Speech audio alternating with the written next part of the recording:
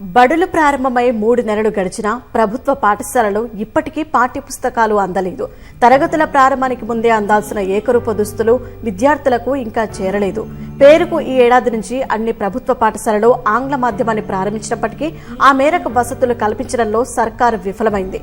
ఉమ్మడి పాలమూరు జిల్లాలో ప్రభుత్వ బడులకు పాఠ్యపుస్తకాలు, ఏకరూప దుస్తులు అందకపోవడంతో చదువులు ముందుకు సాగక విద్యార్థులు ఆందోళనకు గురవుతున్నారు. బడులు మొదలై నెలలు గడిచినా బడి పిల్లలకు పాఠ్యపుస్తకాలు కానీ నోటు పుస్తకాలు కానీ అందించిన దాఖలాలు విద్యాశాఖ చరిత్రలో ఎప్పుడు చూడలేదు. 20 సంవత్సరాలుగా నేను గమనిస్తున్నాను.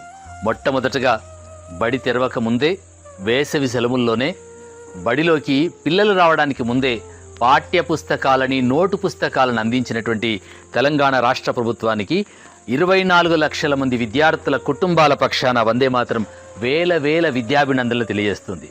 గౌరవ రాష్ట్ర ముఖ్యమంత్రి గారు శ్రీ రేవంత్ రెడ్డి గారు తీసుకున్నటువంటి ఒక అద్భుతమైనటువంటి నిర్ణయం. పాఠశాలలు ప్రారంభం కావడానికి మరో 20 రోజుల సమయం ఉంది. 20 రోజులకు ముందే, పిల్లలు రాకముందే, బడులు తెరవక ముందే పాఠ్యపుస్తకాలను బడులకు చేర్చినటువంటి ఘనత ఈ రాష్ట్ర తెలంగాణ ప్రభుత్వానికి చెందినటువంటిది. గౌరవ ముఖ్యమంత్రి గారికి ఈ ఘనత వర్తిస్తూ ఉంటుంది.